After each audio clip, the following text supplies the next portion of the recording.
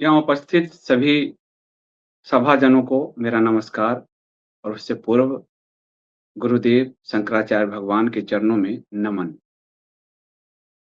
यह जो धर्म संसद है, उसमें मुझे विषय दिया गया हिंदू पहचान, दिनचर्या और संस्कार पर बताने के लिए। सबसे पहले तो मैं क्षमा प्रार्थी हूँ कि मैं उपस्थित नहीं हो सका सशरीर और ये गुरुदेव शंकराचार्य भगवान को पता है, मेरे घर में सूतक लगा हुआ है जिसके कारण और एक नहीं, एक अंतराल पर 3 बार लगा ये। और चूँकि मैं एक धर्मनिष्ठ हिंदू हूँ, तो बिना गंगा की पूजा किए गंगा स्नान मैं नहीं करता या हमारे परिवार में पूजा-पाठ नहीं हो रहे हैं। इसलिए मुझे सशरीर शंकराचार्य जी के इस मंच पर और गंगा जी में जाना उचित नहीं लगा और इसलिए मैं सशरीर उपस्थित नहीं हो सका। मैं पुनः क्षमा प्रार्थी हूँ।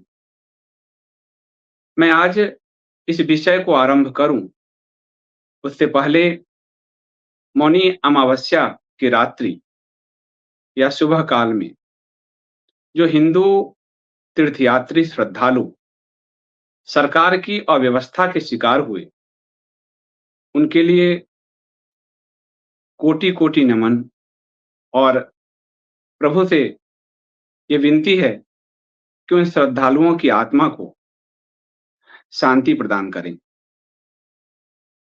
जिस तरह की अराजकता हुई और शासन-प्रशासन ने उसे छुपाने का प्रयास किया, वह मानव इतिहास की त्रासदियों में शासन की असंवेदनशीलता को दर्शाता है।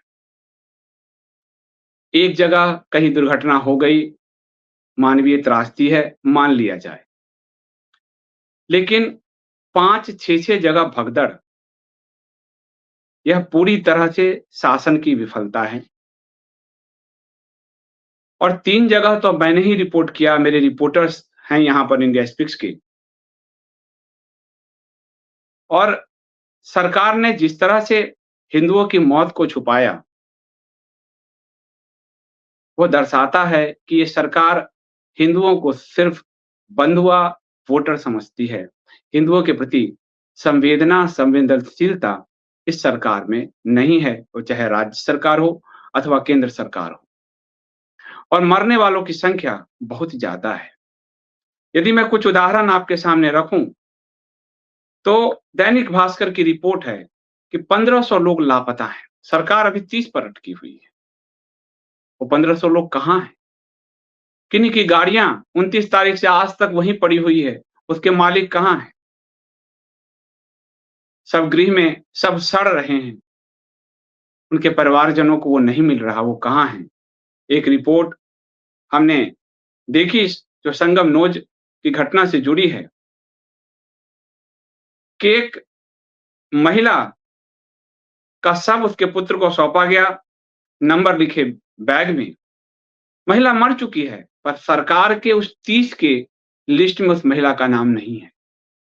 यानी सरकार ने जिस तरह से डाटा छुपाए हैं, मृत्यु के आंकड़े छुपाए हैं, वो यह जो नीलम श्रीवास्तव जो मरी, उनका नाम उसमें नहीं है। क्या उनकी गिनती मृतकों में नहीं होनी चाहिए? इसके अलावा जिस तरह से कहानी सामने आई कि जिंदा देवी को पुलिस वाले गंगा में बहा रहे थे, यानी शवों को गंगा में फेंका गया, इससे प्रमाणित होता है वो जीवित थी, लेकिन उसको फेंका जा रहा था गंगा में। शवों को दबाने की घटना भी सामने आई है।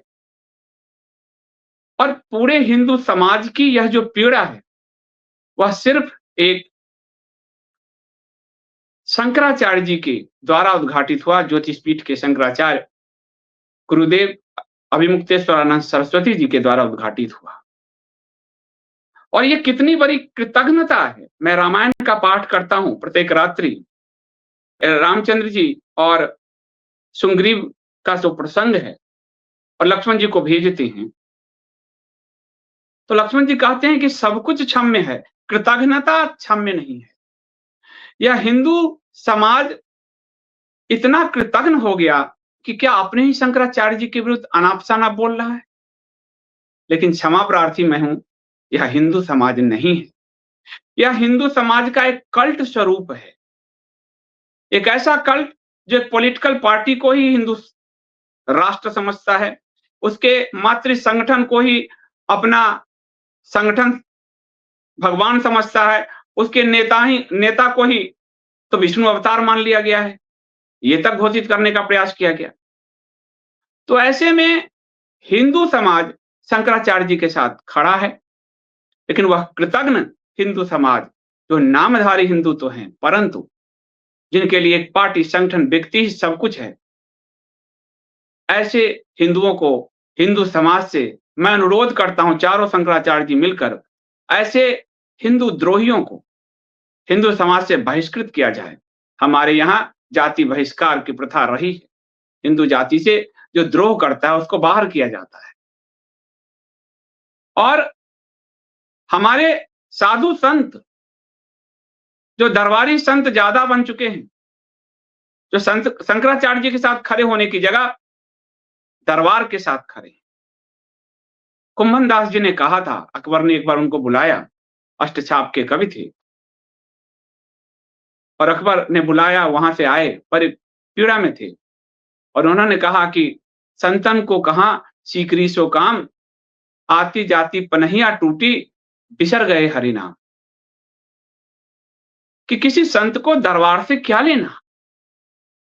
आने जाने में, अकबर के दरबार आने जाने में मेरी तो चप्पल टूट गई, और उस दौरान हरि को भी भूल गया, ऐसे दरबार का क्या लेना? आज ये जो दरबारी संत हैं, उनको संत कहना भी अपमान है संत समाज का। इन दरबारियों ने तो किसी अकबर, किसी औरंगजेब के समय जो रहे होंगे, उससे भी अधिक चाटुकारिता की पराकाष्ठा पार कर दी है। इसलिए हमारे समाज को शंकराचार्य जी के साथ खड़े होना चाहिए, क्योंकि हिंदू समाज के लिए एक ही आवाज है। हिंदू समाज की पीड़ा, मृत्यु, मृत्यु से बड़ा क्या? मृत्यु से बड़ा कुछ सच नहीं, उससे बड़ा कुछ नहीं। उसके लिए कोई खड़ा है तो सिर्फ शंकराचार्य भगवान है। लेकिन मैं क्षमा के साथ शंकराचार्य भगवान से एक अनुरोध भी करूंगा कि हिंदू समाज यह जो आत्महीन हो गया, हिंदू समाज जिसकी आत्मा कहीं सो गई, हिंदू समाज जो अपने धर्म को नहीं समझ पा रहा, हिंदू समाज जिसके पास वेद है वो नहीं मान लिया समझता, जिसके पास उपनिषद है वो भी नहीं समझता, जिसके पास पुराण है, जिनके पास रामायण है, महाभारत है, वह हिंदू समाज आज किस तरह से आत्महंता की स्थिति में है कि अपने आप को भेड़ बनाने को अभिशप्त है। और यह सिर्फ आज की बात नहीं है, इसके लिए एक संगठित प्रयास किया गया। मुझे विषय दिया गया कि हिंदू पहचान तो तब स्थापित होगा जब हिंदुओं के अंदर वह पीड़ा, एक हिंदू के मृत्यु, उसकी पीड़ा यदि दूसरे हिंदू की आंखों से ना बहे तो हिंदू की क्या पहचान? कहते हैं राणा प्रताप एक बार अकबर के दरबार में तो सभी सरेंडर कर चुके थे, राणा प्रताप नहीं कर रहे थे। लेकिन एक पीड़ा के बाद राणा का भी पत्र गया, तो जो अकबर के दरबार में बैठे हुए थे शासक, मारवाड़ आदि के, उन्होंने राणा को भेजा पत्र कि मेवाड़ के सूर्य पर ही तो हम सब टिके हुए हैं, क्या वो अस्त हो जाएगा? वहां दरबार में रहकर भी उस दरबार की जो बाध्यता है उसको झेलते हुए भी गर्व था कि एक मेवाड़ लड़ रहा है। वह आत्महीनता जिनके अंदर था, वह भी उस आत्मबल वाले शासक से प्रेरित हो रहे थे। तो सवाल है हिंदू पहचान। हिंदू पहचान को स्नेह और बहुत ही संगठित तरीके से डिस्ट्रॉय किया गया, खत्म किया गया, और इसके लिए कुछ अवधारणाएं रची गई। वह अवधारणा जिससे हिंदुओं पर शासन करना आसान हुआ, तुर्क मुगलों का भी, ब्रिटिशर्स पुर्तगालियों का भी, और स्वतंत्रता के बाद से नेहरू टू मोदी, सबका वही लाइन रहा, हिंदुओं की पहचान को खरोंच देना। कैसे खरोंचा गया? सबसे पहले तो ये कहा गया कि हिंदू नाम तो तुम्हें विदेशियों ने दिया। यदि हमें कोई कहे कि तुम्हारा नाम तुम्हारे माता-पिता ने नहीं, तुम्हारे पूर्वजों ने नहीं, किसी आक्रांता ने दिया, आधा हमारा आत्मबल तो वहीं टूट जाएगा। तो कहा गया हिंदू पहचान, नाम तुम्हें विदेशियों ने दिया। तो आत्म जो आत्मगौरव है, उस पर आघात की शुरुआत हुई कि हिंदू नाम तो तुम तो हो ही नहीं। तुम्हें तो विदेशियों ने कहा कि जो सिंधु नदी के पार वो हिंदू, और सिंधु को पारसी में स्व को ह कहते हैं, इसलिए हिंदू, और इसको मान लिया गया। बड़े-बड़े विद्वानों ने, मैं नाम नहीं लूंगा क्योंकि सब हमारे सम्मानित हैं, बड़े-बड़े इतिहासकारों ने, बड़े-बड़े विद्वानों ने ये बात लिखी। फिर दूसरा आघात क्या हुआ? हिंदू तो इस देश के मूल निवासी हैं ही नहीं। आर्य बाहर से आए, आर्य द्रविड़ संघर्ष, यानी तुम शासित होने के लिए हो, शासक होने का गुण तुम में नहीं है। और दक्षिण और उत्तर भारत को लड़ा दिया गया। हिंदू यह भूल गया कि काशी से हमारे ब्राह्मण दक्षिण भारत जाते थे। हिंदू यह भूल गया कि रामचंद्र जी ने उत्तर से दक्षिण भारत को जोड़ा, मानव से गिलहरी तक को जोड़ा।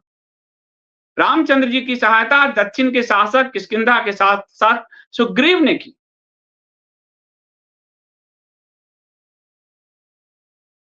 और काशी से अगस्त मुनि जाकर दक्षिण के पूरे व्याकरण और शास्त्र को समृद्ध करते हैं, लेकिन आर्य द्रविड़ संघर्ष ये रचा गया। और ये ऐसा रचा गया, इतने महान बाल गंगाधर तिलक भी इनके चंगुल में फंस गए। उन्होंने भी कहा कि उत्तरी ध्रुव से आर्य आए थे। यानी आपके जो ऋग्वेद, जो मानव सभ्यता के इतिहास का प्रथम ग्रंथ है, उस तक को भी कहा गया कि भाई तुम तो विदेशियों के दिए गए, तुम्हारा कुछ नहीं है। यानी तुम्हारे नाम दूसरे ने दिए, तुम्हारे ग्रंथ दूसरे ने दिए, तुम शासित होने के लिए हो, आर्य भी तुमको शासित करने आए, और उत्तर और दक्षिण भारत को लड़ाया गया। तीसरा कहा गया हिंदू कोई धर्म नहीं। सुप्रीम कोर्ट ने यह कहा और उसको संघ और भाजपा ले उड़ी और बड़े गर्व से कहती है हिंदू ये धर्म नहीं है, जीवन शैली है। तो क्या इस्लाम जीवन शैली नहीं है? 4 विवाह इस्लाम में जीवन शैली से जुड़ी हुई मान्यताएं हैं, नहीं है? तलाक जीवन शैली से जुड़ी मान्यताएं हैं कि नहीं है? शरिया जीवन शैली से जुड़ी हुई मान्यता है कि नहीं है? क्या प्रधानमंत्री जी मोहन भागवत संघ, क्योंकि ये इनकी लाइन है, क्या बोल सकते हैं कि इस्लाम कोई मजहब नहीं है? पर हम हिंदुओं ने अपने आत्महंता स्थिति से न उबरते हुए मान लिया हिंदू कोई धर्म नहीं है। तो बहुत अच्छी बात कह रहे हैं, जीवन शैली हमसे ज्यादा जीवन शैली उनकी है, पर हमें कहा गया कि तुम कोई धर्म नहीं। और इससे क्या स्थिति बनी? दुनिया भर के हिंदुओं के लिए धर्म की पहचान ही मिटा दी गई। आगे आपके कॉलम में क्या जोड़ोगे? कहा गया कि जो भी भारत में जो जिनकी मातृभूमि है, पितृभूमि है, पुण्य भूमि है, वो सब हिंदू हैं। यानी सुर असुर एक हो गए। फिर तो कभी अदिति के पुत्र इंद्र और दिति के पुत्र दैत्य, इनमें लड़ाई ही नहीं होना चाहिए, पिता तो कश्यप ऋषि ही थे। यह कह दिया गया कि आपका सबका डीएनए एक है भारत के अंदर। सोच कर देखिए, जो अमेरिका में हिंदू है, ब्रिटेन में हिंदू है, फ्रांस में हिंदू है, उसकी पहचान ही खत्म कर दी गई। यानी तुम हिंदू के उस परिधि से ही बाहर चले गए, तुम्हारे लिए कोई न धर्म, कोई न देश। फिर कहा गया हिंदू तो कोई धर्म ही नहीं हो, तो जातियों का गुच्छा है, जातियों में बटा है, और मनुस्मृति पर प्रहार किया, खंड खंड तोड़े गए। हिंदुओं को मन नहीं भरा एससी एसटी से, तो फ्रॉड मंडल कमीशन बनाया गया, फ्रॉड मंडल कमीशन को जारी किया गया। तब भी मन नहीं भरे तो SC/ST एक्ट लाया गया, तब भी मन नहीं भरे तो अति पिछड़ा पिछड़ा अति पिछड़ा, तब भी मन नहीं भरा, दलित महादलित। यह शब्द दलित कहां से आया, पूछा जाना चाहिए इन सब से। हिंदुओं को जितने टुकड़ों में तोड़ सकते थे तोड़ा। तो आत्महंता हिंदू, जिसको आत्महंता बना दिया गया, जिसको आत्मबल प्रदान करना हमारे धर्मशास्त्र, हमारे धर्म गुरु, हमारे शंकराचार्य महाराज, इन सब की भूमिका थी। उनकी भूमिका को राजनीति ने नगण्य और गौण करने के लिए हिंदुओं से उनकी पहचान ही छीन ली। और ये ब्रिटिश औपनिवेशिक ताकतों के रास्ते चले। ये आज के जो काले अंग्रेज हैं, 1947 के बाद से 2025 तक, यह अंग्रेजों से भी ज्यादा खतरनाक, मुगल और तुर्कों से भी ज्यादा खतरनाक है। इन्होंने हिंदू बनकर हिंदू को ठगा, हिंदू बनकर हिंदू कोड बिल के नाम पर हिंदुओं को तोड़ा, हिंदू बनकर हिंदुओं के तीर्थ यात्राओं को नष्ट किया, उसे पर्यटन का अड्डा बनाया, उनके मंदिर तोड़े। मायावती ने जब काशी के मंदिर तोड़ने का आरंभ किया, तो हमारे शंकराचार्य जी महाराज की लड़ाई के कारण मायावती रुक गई, नहीं तोड़ पाई काशी कॉरिडोर। ये काशी कॉरिडोर कोई मोदी के सपने नहीं है, 1998-99 के ये प्रोजेक्ट हैं। लेकिन ये तो त्रिपुंड लगाकर भगवा पहन के आए थे, इनको तो किसी की परवाह नहीं, ये तोड़ दिया इन्होंने। तुलसीदास जी का बनाया हुआ आदि संकट मोचन मंदिर तोड़ दिया। मैं जब वहां गया और पता चला वो खाली जगह पर मेरी तस्वीर है, मैं चप्पल पहन के जा नहीं सकता उस जगह, और हनुमान जी महाराज को उखाड़ कर पीछे फेंक दिया गया। उस आदि संकट मोचन के महंत का फोन आया मेरे पास, जब उनको पता चला कि मैं बनारस से ही पढ़ा हूं, बनारस काशी हिंदू विश्वविद्यालय से। उन्होंने कहा आपने ऋण उतार दिया BHU का, ये मुद्दे आपने उठाए, और हम सबको, उनका शब्द है, हमें विरासत में दीपक चुनाव वाला जनसंघ मिला था। हम जनसंघी शुरू से थे, पर हमने सोचा विकास करके मंदिर देंगे, इन्होंने हमारे मंदिर तोड़ दिए। तो मायावती जब ने तोड़ा तो शंकराचार्य जी के विरोध के कारण वो पीछे हटी। लेकिन यहां तो राजनीति में ही व्यक्ति को ही विष्णु का अवतार, व्यक्ति को ही धर्मगुरु, व्यक्ति को ही सब कुछ बनाकर उसको पूरा छूट दिया गया। औरंगजेब ने भी, माफ कीजिएगा मेरी बातें बुरी लगेगी, औरंगजेब ने भी काशी में उतना विध्वंस नहीं किया जितना विध्वंस पिछले 10 साल में हुआ है। गौरी गजनी के एक टूटे हुए मंदिर की हाय हमारे दिल को आज तक चोट पहुंचाती है, और काशी के मंदिरों के विध्वंस को हिंदू एंजॉय करता है, और वो कहता है कि पर्यटन में जा रहे हैं। आत्महंता स्थिति। इसलिए आज मैं एक संकल्पना, हाइपोथेसिस यहां देने का प्रयास करता हूं। इसका एक डिटेल पेपर है जो मैं लिखने का प्रयास कर रहा हूं, लेकिन एक हाइपोथेसिस आप लोगों को देने का प्रयास करता हूं बहुत शॉर्ट में। आप सोच कर देखिए कि इस पश्चिम और पूरब, पूरब का मूल धर्म सनातन धर्म, उससे निकले बौद्ध, जैन, सिख। पश्चिम का यहूदी, ईसाइयत और मोहम्मडन, मुस्लिम। और इनकी जो शुरुआत हुई असुरवाद की एक अलग कल्ट के रूप में, वो जरस्ट्रुस ने पारसी धर्म की स्थापना से की थी। अब पूरे जो विश्व है उस पर एक ही फॉर्मूला फिट होगा।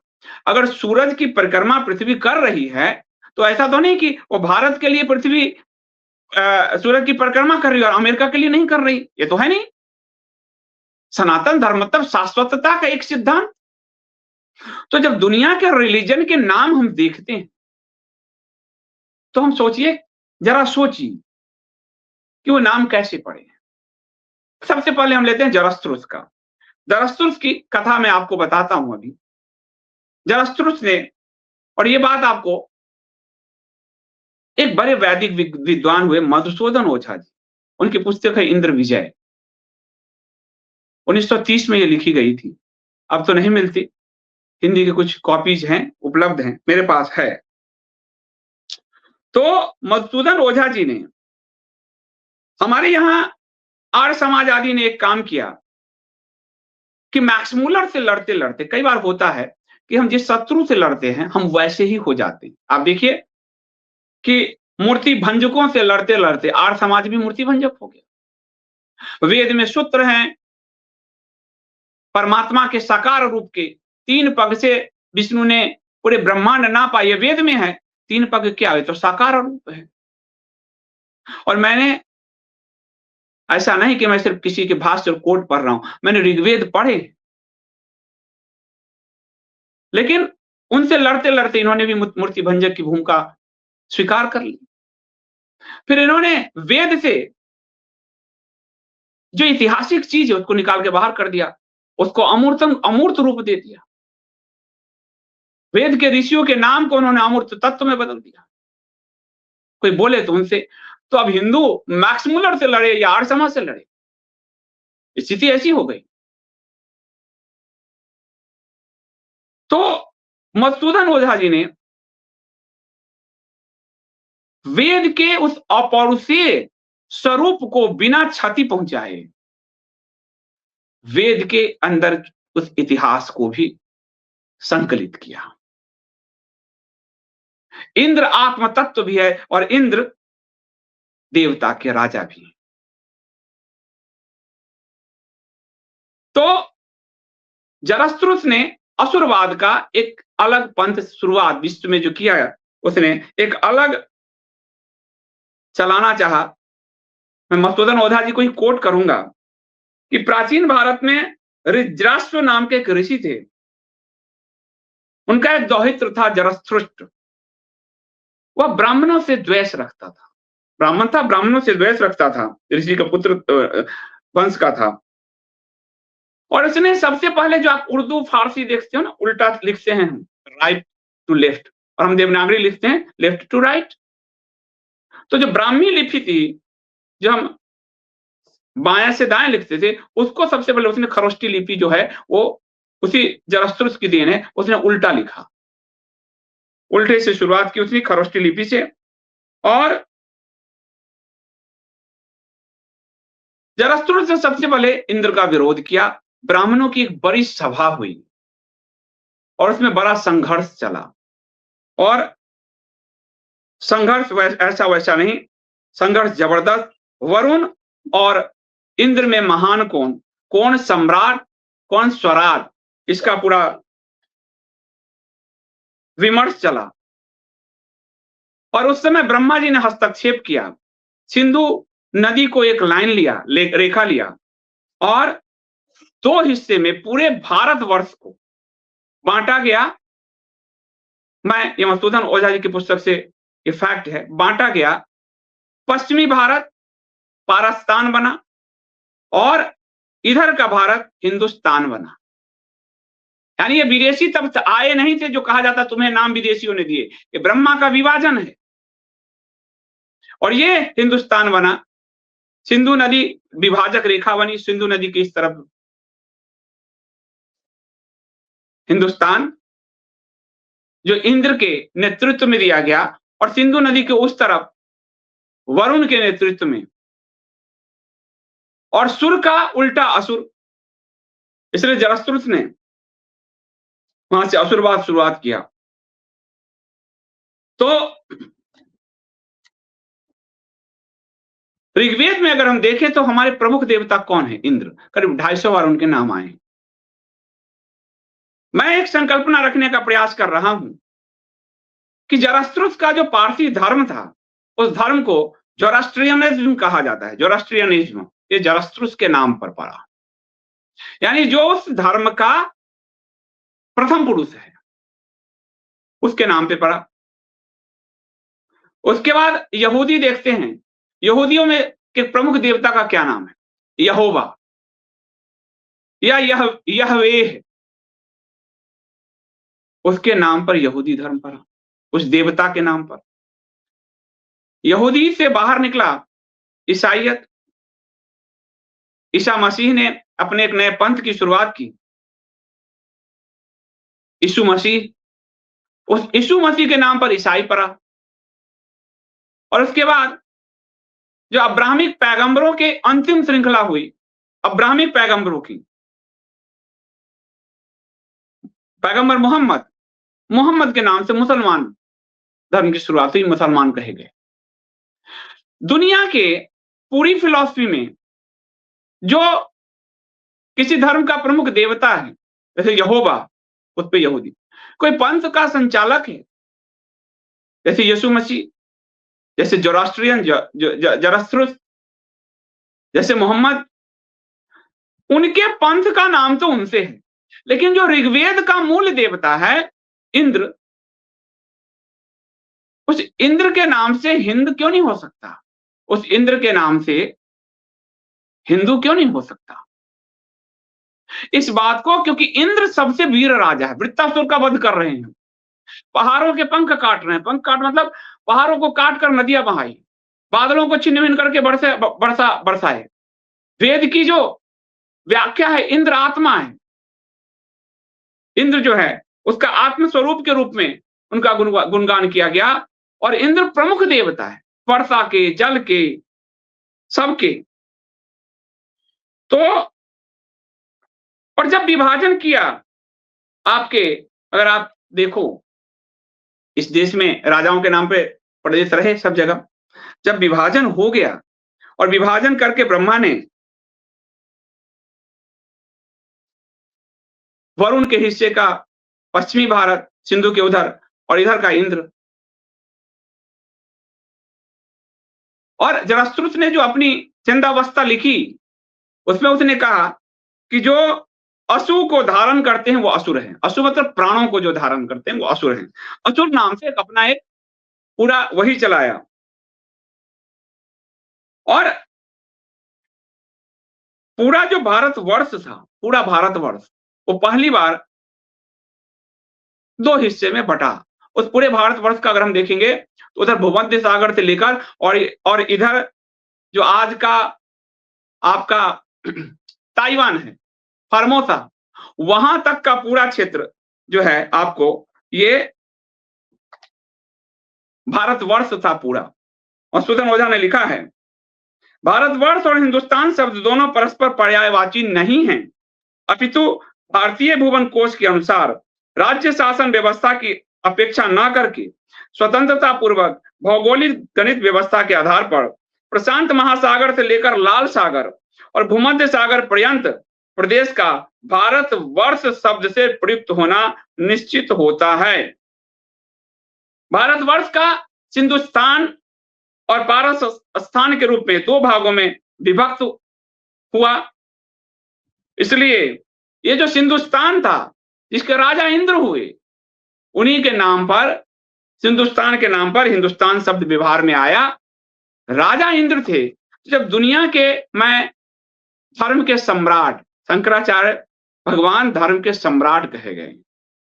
ये पॉलिटिकल लोग, नेता हो तो 5 साल में बदल जाते हैं, इनका कोई अस्तित्व, कोई वजूद नहीं शंकराचार्यों के आगे।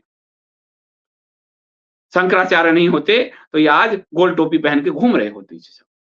उन्होंने राजा सुधर्मा को आगे किया, पूरे भारतवर्ष को एक किया और पूरे भारत को बौद्ध से सनातन भारत बनाया। 4 पीठ स्थापित किए और उन चारों पीठों में कहा ये मेरे प्रतिनिधि हैं, मैं ही हूं। और मैं कौन?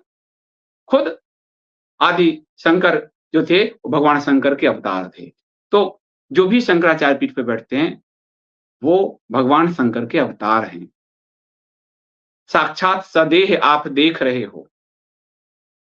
इस गर्व और गौरव के क्षण को भुलाकर नेताओं के पीछे जाने का ये जो आत्महंता व्यवहार है उसको बंद कीजिए।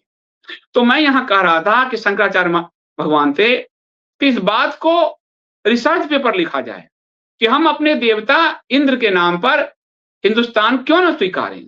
और इसके लिए प्रमाण क्या है? प्रमाण है कि जब आपको हर्षवर्धन के काल में वैनसांग आया भारत, वैनसांग क्या लिखता है अगर मैं कहूं तो मैं आपको पढ़ के बताता हूं। वो लिखता है, प्राचीन काल में इसका नाम शिंटू और हिंताओ था, परंतु शुद्ध उच्चारण इंतु है।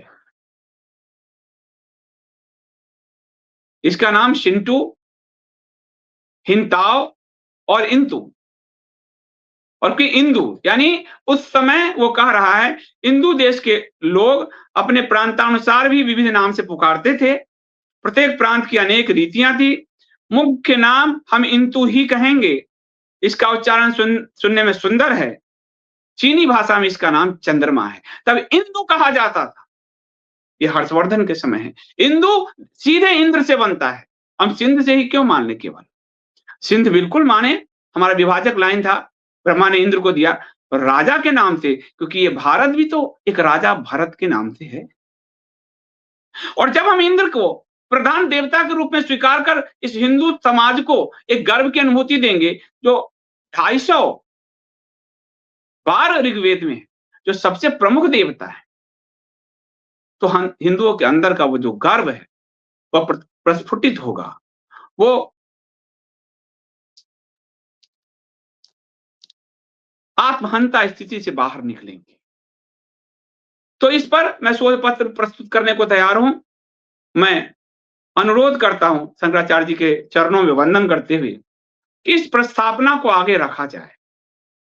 ऋग्वेद के सर्वश्रेष्ठ देवता, सर्वाधिक जिनका नाम आया है उस देवता के नाम पर,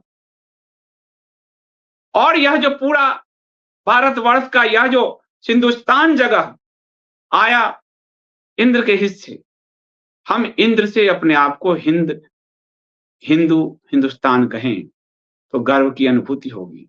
ये एक मैं हाइपोथेसिस, एक परिकल्पना रखना चाहता हूं।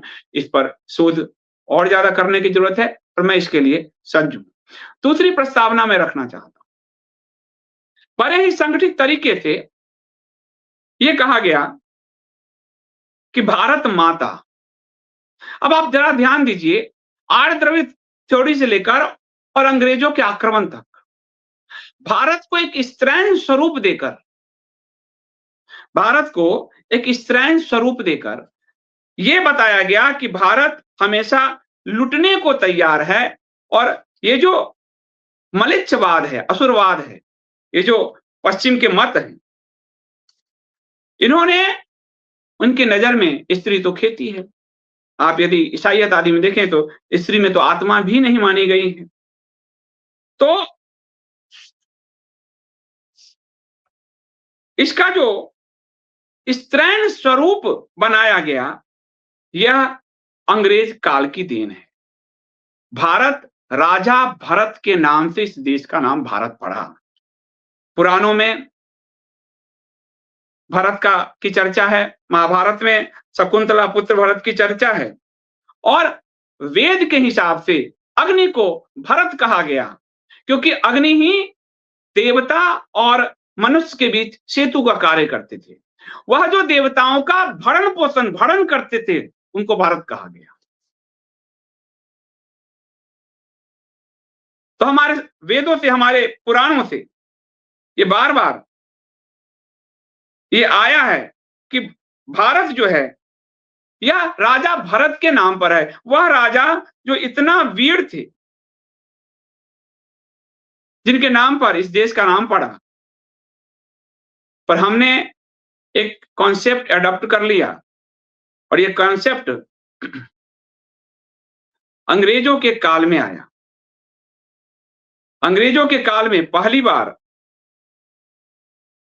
1873 में भारत माता की संकल्पना की गई। किरण चंद्र बनर्जी ने एक नाटक लिखा, जिसका नाटक का नाम था भारत माता, और यहीं से भारत माता जय की शुरुआत हुई। बंकिम चंद्र चटर्जी, जिन्होंने आनंद मठ लिखा, उन्होंने वंदे मातरम के रूप में भारत माता के उसी स्वरूप जो किरण चंद्र बनर्जी ने रखा था, उसे ही अडॉप्ट किया। और यह पूरी अवधारणा बंगाल में स्वतंत्रता के समय विकसित हुई।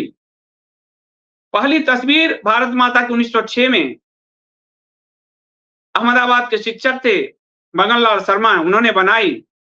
हालांकि बंकिम चंद्र चटर्जी ने भी बनाई थी। और भारत माता की पहली तस्वीर का नाम हिंद देवी दिया गया था। फिर कहा गया इसको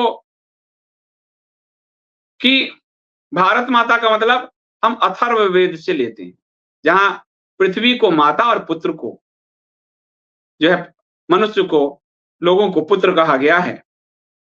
और अथर्ववेद की 12वें कांड का प्रथम सूक्त जो पृथ्वी सूक्त है, उससे ये बात कहा गया कि माता भूमि पुत्रो पृथ्व्याः, पृथ्वी हमारी माता है, हम सब इसके पुत्र हैं। यह संपूर्ण पृथ्वी के लिए कहा गया, सिर्फ भारत के लिए नहीं कहा गया। अमेरिका पुरुष भाव से जी रहा है, ब्रिटेन पुरुष भाव से जी रहा है, और भारत लगातार आक्रांताओं से रौंदा गया है, और उसको भारत माता और भारत माता के रूप में क्या किया गया है? हमारी माता दुर्गा के हाथ से अस्त्र शस्त्र छीन लिए गए, एक झंडा पकड़ा दिया गया। माता झंडे से कैसे अपनी रक्षा करेगी? वह जो देवी मां शुंभ निशुंभ का वध करती है, महिषासुर का वध करती है, जो रक्त बीज का रक्त पीती है, उस मां के हाथ से अस्त्र शस्त्र छीन लिए गए। यानी भारत की स्त्रैण स्वरूप को जानबूझकर दिमाग में भरा गया, और भारत माता की पहली मूर्ति का उद्घाटन अहिंसावादी महात्मा गांधी ने किया। तो भारत माता का यही स्वरूप, और यही स्वरूप आज संघ एडॉप्ट किए हुए। तो मेरी दूसरी प्रकल्पना है कि जयतु भारत हमारे शास्त्रों में मिलता है, धर्म शास्त्रों में। हम जयतु भारत के रूप में इस भारत वर्ष का आराधन करें, इसके पुरुषत्व को जागृत करें, वरना ये यही माना जाएगा कि बार बार हम लुटने पिटने के लिए तैयार बैठे हैं। क्योंकि पश्चिम की सोच में यत्र नायस्तु पूजन्ते रमन्ते तत्र देवता नहीं है। पश्चिम की सोच में स्त्री का मतलब खेती, और वो उसी रूप से उसी भाव से रौंदते रहे भारत को। इसलिए यहां जौहर हुआ, हजारों महिलाओं ने एक साथ जौहर किए, ताकि उनके मृत शरीर भी किसी के हाथ ना आ सके। क्या हम उन जौहर करने वाली अपनी माताओं को सम्मान नहीं देंगे? इसलिए भारत माता की संकल्पना में यह जो हमारे अंदर के पुरुषत्व को छीना है, पृथ्वी हमारी माता है, लेकिन भारत राजा भरत के नाम पर है, वेद का भारत अग्नि के नाम पर है। इसलिए भागवत पुराण के भरत हो या शकुंतला पुत्र भरत हो, भरत के नाम पर यदि ये देश है, इसके लिंग को बदलने का अधिकार किसी को नहीं होता। इसलिए मैं ये दूसरी संकल्पना के रूप में शंकराचार्य भगवान से विनती करता हूं कि हिंदू धर्म को आपसे ही दिशा मिल रही है, आपसे ही दिशा मिलेगी। भारत माता की जगह जय तू भारत, भारत माता की जय की जगह जय तू भारत का घोष हो। वह भारत जो पुरुषत्व से भरा है, वह जो भारत जहां राम के धनुष, कृष्ण के सुदर्शन और शिव का त्रिशूल गूंजता रहा, वह भारत जहां माता दुर्गा ने शुंभ निशुंभ के वध किए, मां काली ने रक्त बीज का खून पिया, वह भारत आज निर्वीर्य बनकर रह गया है। यह भारत वो नहीं है। इस भारत की स्थापना जिस राजा ने किया, उसको भुलाने की इस परिपाटी को हमें त्यागना होगा। इसलिए जय तू भारत, न कि भारत माता की जय। अंग्रेजों के समय 1873 की संकल्पना से हम अपने वेदों के, अपने पुराणों की संकल्पना को नहीं भुला सकते। इसलिए मैं अनुरोध करूंगा कि ये दो मैं अपनी परिकल्पना रखना चाहता हूं, और यदि शंकराचार्य भगवान निर्देश करें तो इस पर शोध करते हुए इस संकल्पना को आगे बढ़ाया जाए। बहुत शॉर्ट में मैंने कहने का प्रयास किया है।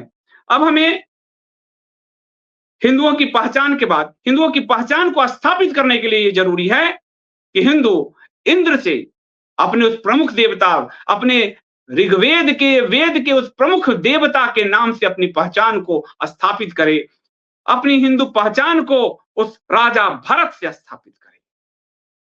तब जाकर हिंदू की पहचान में वो शौर्य, वो गौरव आ पाएगा। उस हिंदुस्तान वो इंद्र के नाम से, वह भारत उस राजा भरत के नाम से। इसलिए हिंदू की पहचान के लिए ये बड़ा आवश्यक है। वरना ये डोलड्रम की स्थिति हिंदुओं को कहीं का रहने नहीं देगी, और नहीं ही रहने दिया है, तब तो हम सिकुड़ते चले गए हैं, और आज 100% वाले इस देश में 70% पर भी हमारी स्थिति है। अब हमारी दिनचर्या, हमारे संस्कार क्या हों? इस मूल पहचान के लिए हमारे संस्कार, कि हिंदू कौन है, ये भी परिभाषित करना होगा। पहले तो ये 2 संकल्पनाएँ रखी। अब जो हमारे शास्त्रों में है, हिंदू वह जो वेदों में विश्वास करता हो। हिंदू वह जो सनातन शास्त्रों को अपने आचरण का आधार मानता हो, और कम से कम एक शास्त्र का स्वाध्याय तो करता ही हो। हिंदू वह जो गुरु शिष्य परंपरा को माने। हिंदू वह नहीं एक मृत झंडे को, निर्जीव झंडे को गुरु मानकर गुरु दक्षिणा करे वहां पर और नाटक करे। यदि झंडा गुरु होता तो भगवान कृष्ण को संदीपन मुनि के आश्रम में नहीं जाना पड़ता। यदि झंडा गुरु होता तो श्री राम को वशिष्ठ के चरणों में बैठकर नहीं सीखना होता। सबके अपने अपने ध्वज थे। भगवान शिव के वृषभ ध्वज उनको कहा गया, अर्जुन के अपने ध्वज, भगवान गरुड़ ध्वज भगवान विष्णु, लेकिन गुरु के चरणों में जाना पड़ा। यह जो गुरु शिष्य परंपरा को खत्म करने का षड्यंत्र है, यह जो 2500 साल से शंकराचार्य की जो परंपरा है उसको खत्म करने का षड्यंत्र है। दुनिया के इतिहास में इतनी लंबी गुरु शिष्य परंपरा कहीं नहीं मिलती। इस्लाम के 4 खलीफा के बाद खलीफा ढह गई। सिखों के 10 गुरुओं के बाद गुरु की परंपरा खत्म हो गई। बुद्धों के 24वें बुद्ध के बाद, गौतम बुद्ध के बाद परंपरा वो खत्म हो गई। जैनों में भी 25वें जैन तीर्थंकर जो हैं, तीर्थंकर के बाद वो परंपरा नहीं रही। एकमात्र हिंदू है जहां चारों शंकराचार्य की परंपरा चल रही है। इसमें झंडा को गुरु मानने वाला ये जो संघ का कॉन्सेप्ट है, ये पूरे गुरु शिष्य परंपरा को खत्म करने का कॉन्सेप्ट है। इसलिए झंडा हमारा गौरव हो सकता है, झंडा हमारा गुरु नहीं हो सकता। वर्णाश्रम के महत्व को समझना, उसकी वैज्ञानिकता को समझना, और वो इसलिए क्योंकि भगवान कृष्ण ने गीता में कहा है, तुर्वर्णम मया सृष्टम गुण कर्म विभागशः। बिना गुण और कर्म के तो किस तरह के आप देख रहे हैं, आप पर कौन लोग शासन कर रहे हैं? जो पढ़े लिखे तक नहीं है वो लोग शासन करने आ जा रहे हैं, क्योंकि आपने अपने गुण और कर्म को धारण नहीं किया। इसलिए वर्णाश्रम की वैज्ञानिकता को समझना, पुनर्जन्म की मान्यता, कर्म के सिद्धांत भगवान गीता में देकर गए, उस कर्म के सिद्धांत को ठुकराओगे, पश्चिम तो पुनर्जन्म मान रहा है और आपको पुनर्जन्म से हटाया जा रहा है। पुनर्जन्म हमें नैतिक रूप से सही होने का आचरण देता है, लेकिन यदि आप नैतिक रह गए तो नेता को व्यभिचार और भ्रष्टाचार का अवसर कैसे मिलेगा? इसलिए पुनर्जन्म को जो मानता हो, और जो गाय को पशु नहीं मां मानता हो, गाय माता है। वेदों से लेकर पुराणों तक गाय की महिमा ही गाई गई।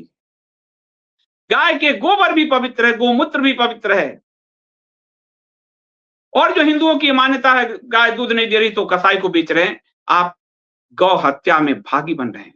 अरे गौ दूध नहीं दे रही, उसके गोबर से, उसके गोमूत्र से तुम्हारी कमाई हो सकती है। यदि तुम सिर्फ कमाई अपनी बूढ़ी मां को भी कमाई का जरिया समझते हो तो हो सकती है।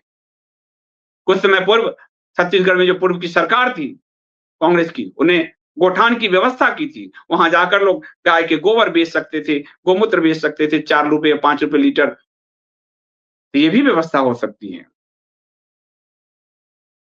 और गौ की हत्या को रोकने के लिए कृत संकल्पित होना, जो हमारे शंकराचार्य जी 36,000 किलोमीटर की यात्रा की है। आज के समय यह आदि शंकराचार्य की भूमिका का निर्वहन सिर्फ ज्योतिष पीठ के शंकराचार्य स्वामी अमिमुक्तेश्वरानंद सरस्वती जी कर रहे हैं। यदि किसी को विश्वास नहीं हो तो वो आदि शंकराचार्य के पूरे भारत भ्रमण और इनके भारत भ्रमण को देखे। उन्होंने सनातन धर्म के लिए भारत भ्रमण किया, और अभी के शंकराचार्य जी सनातन धर्म के मूल आधारों में से एक गौ माता को बचाने के लिए कर रहे हैं। उनको बचाने के लिए कृत संकल्पित होना। अग्नि संस्कार, जो भी हमारे अलग अलग संप्रदाय हैं, सन्यासी हैं, उनको छोड़कर अग्नि संस्कार, आज जो यहाँ हिंदुओं से अग्नि संस्कार छीना गया इस कुंभ में, अपने विफलता को छुपाने के लिए हिंदुओं के शवों को बालुओं और मिट्टी में दफन कर दिया गया। उनकी आत्मा तृप्त रहेगी, वो भटकेगी, क्योंकि ये लोग न हिंदू धर्म मानने वाले हैं, ना ये पुनर्जन्म मानने वाले हैं, न ये गाय को माता मानने वाले हैं। 50,000 गाय रोज कट रही है इसी प्रदेश में। तो अंतिम अग्नि संस्कार जिनका होता हो, जैसे ईश्वर के अवतार में विश्वास हो, वेद में अवतार है, वामन अवतार की चर्चा है। जो अवतार में विश्वास करता हो, सगुण उपासना करे, निर्गुण उपासना करे, अलग बात है। पर देवता सिर्फ भारत में जन्म लेते हैं।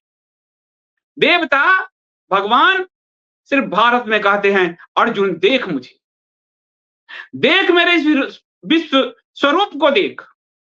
दुर्योधन देख मुझे, कौरव की सभा में, यहां अन्य पंथों में देवता क्या आपको पैगंबर होने की भी संभावना नहीं है। यहां अहम ब्रह्मास्मि कहा गया, तुम्हारे अंदर वो तत्व छुपा है, वही तत्व जब प्रकट होता है ईश्वर हो जाता है। और देवता यहां अवतार लेते हैं। ये हिंदू धर्म को अन्य धर्मों से अलग बनाता है। इसलिए इसको एक ईश्वरवादी अन्य धर्मों की तरह सीटने की जरूरत नहीं है। देवता अवतार में जिसका विश्वास हो, और मूर्ति मानो ना मानो, लेकिन जो मूर्ति पूजा का विरोध करता है वो हिंदू नहीं है। जो तोड़ता है वो हिंदू नहीं है। मत मानिए आप निर्गुण है, मत मानिए आर्य समाधि मत मानिए, लेकिन तुम अगर मूर्ति तोड़ने आ गए, इसका मतलब तो यही है कि तुम अपने स्वरूप को ही ध्वंस कर रहे हो। जिस स्वरूप में बसी हुई आत्मा परमात्मा से मिलने को पूरी यात्रा करती है, उस स्वरूप को ही नष्ट कर रहे हो। और हमारे यह मानक होने चाहिए एक हिंदू होने के, और हमारे संस्कार होने चाहिए। संस्कार हो, हम ब्रह्म मुहूर्त में, मैं 4:30 बजे उठता हूं। मैं वही आपको संस्कार में कह रहा हूं जो मैं करता हूं, 4:30 बजे उठता हूं। कभी कभी महाराज जी को भी मैंने मैसेज किया है 5 बजे आप, तो मैं उठकर थोड़ा स्वाध्याय करता हूं, फिर तैयार आदि होकर, फिर थोड़ा प्राणायाम ध्यान कर, फिर पूजा करता हूँ। 1 डेढ़ घंटे में पूजा करता हूँ। आप पूजा पंच देवताओं में से किसी की भी करें, लेकिन करें थोड़े समय के लिए करें, घर सकारात्मक रहेगा। टीका जरूर लगाएं। आज मेरे माथे पर टीका आपको नहीं मिल रहा है क्योंकि हमारे यहाँ सूतक लगा है, वरना मेरे माथे पर हमेशा आपको टीका लगेगा। और कई जो विधर्मी हैं तो मेरे टीका से टिप्पणी करते हैं, मेरे टीका पर टिप्पणी करते रहते हैं कि टीका लगा के कोई हिंदू नहीं होता। लेकिन आज मैं, क्योंकि सूतक लगा है, तो उसमें पूजा घर में हम भगवान को छू नहीं सकते, टीका छू नहीं सकते। तो हमारे लिए जन्म भी संस्कार है, मृत्यु भी संस्कार है, शिक्षा भी संस्कार है, विवाह संस्कार है, जिसको समाप्त करने के लिए समलैंगिकतावाद को कानूनी रूप दिया गया, जिसको समाप्त करने के लिए यौन स्वच्छंदता को, विवाह से बाहर के संबंध को कानूनी रूप दिया गया। उस संस्कार में मत पड़िए। माँ सीता रावण को जो धुतकारती है रामायण में, पातिव्रत धर्म जो समझाती है रामायण में, उसको समझिए। और इसलिए कहा गया 7 जन्मों का बंधन, वो इसलिए कहा गया ताकि वो एक जो वलय है, आत्मा एक दूसरे की इतनी घनिष्ठ आती है कि धीरे धीरे धीरे एक ऐसी उच्चतर अवस्था आती है जहां फिर दोनों उस शरीर से मुक्त हो जाते हैं। 1 जन्म, 2 जन्म, 3 जन्म। यहाँ अगर हर 3 महीने पर रिश्ते बदलेंगे, तो घर में अगर सामान अस्त व्यस्त हो जाता है तो कितनी विच्छिन्नता होती है। जब आपका ऊर्जा क्षेत्र इतना विच्छिन्न अस्त व्यस्त होगा, इसके साथ उसके साथ, कितनी बेचैनी होगी। तो विवाह अन्य में जहां कॉन्ट्रैक्ट है, विवाह हिंदू धर्म में संस्कार है। तो ये आपका त्रिकाल संध्या ना हो, नहीं होता गृहस्थ से, 2 बार तो सुबह और संध्या में जरूर करें। गायत्री यदि जनेऊ आदि अगर आपका हुआ है और गुरु ने दिया है, जैसे हमारे गुरु ने दिया हुआ है गायत्री का जाप, तो वो आप सब जरूर करें। और वृद्ध माता पिता की सेवा बहुत आवश्यक है। हिंदू धर्म आज वृद्धाश्रम की व्यवस्था, फादर डे, डॉटर्स डे, ये बहुत पूरे परिवार व्यवस्था को छिन्न भिन्न कर रहा है। वृद्ध माता पिता का सम्मान करें, उनके प्रति कर्तव्य का निर्वहन करें, प्रकृति को पूजें। प्रकृति पूजक हम पीपल, बरगद, नदियों को, सबको पूजते रहें। तो प्रकृति का यह जो चल रहा है ग्लोबल वार्मिंग और ये वो, ये सिर्फ हिंदू बचा सकता है और कोई नहीं बचा सकता, क्योंकि वो प्रकृति पूजक है। और बच्चों को प्रकृति का वरदान मांगे। हम कहते हैं बच्चों इशू होने वाला है, बच्चों को हमने इशू बना दिया है, इसलिए उचित समय पर विवाह नहीं हो रहा। बच्चों की आप देखिए कि क्या स्थिति है, बच्चों का सही ग्रोथ नहीं हो रहा, बचपन से कम मोबाइल और इसके जरिए ग्रोथ हो रहा है। तो हमारी दिनचर्या में बच्चे प्रकृति का वरदान हो, इशू ना हो, सही समय पर विवाह हो, वो बहुत जरूरी है। अपनी रसोई से गौ माता के लिए 1 रोटी तो जरूर निकालें। हमारे यहाँ निकलता है, सोसाइटी में एक रखा हुआ है जहाँ हम गौ माता के लिए रोटी जमा करते हैं। तो ज़रूर और रात्रि में सोने से पहले अपने इष्ट देव का ज़रूर ध्यान करें। कोई मंत्र यदि आपको गुरु दी ने दिया है, तो उसका ज़रूर पाठ करें। आप देखिए हिंदू संस्कार की लहर आ जाएगी। काफ़ी लंबा समय मैंने ले लिया। मैं गुरुदेव भगवान के चरणों में वंदन करते हुए अपनी वाणी को विराम देता हूँ और मैं अनुरोध करता हूँ, यह जो 2 संकल्पना मैंने रखने का प्रयास किया है, उस पर आप ज़रूर विचार करें। हिंदू समाज को भी अगर विचार हिंदू समाज करता है तो ज़रूर करे, क्योंकि हमारे गौरव के लिए, हमारे वेद और हमारे इतिहास से हमें जोड़े रखने की ये जो कड़ी है, वो इंद्र हैं, वो करी राजा भरत हैं। इन दोनों को भुलाकर हिंदू पहचान बड़ी मुश्किल होगी और गाय तो साक्षात हमारी देवी हैं, हमारी माता हैं, उनका सम्मान बड़ा आवश्यक है और उनके लिए हर वक़्त कृत संकल्पित होना भी बहुत आवश्यक है। इसी के साथ मैं अपनी वाणी को विराम देता हूँ। आप सबके अंदर बैठे उस परम ब्रह्म तत्व को प्रणाम करते हुए, गुरुदेव शंकराचार्य भगवान के चरणों में नमन करते हुए, मैं आप सबसे विदा लेता हूँ, अनुमति चाहता हूँ। बहुत-बहुत धन्यवाद, बहुत-बहुत धन्यवाद।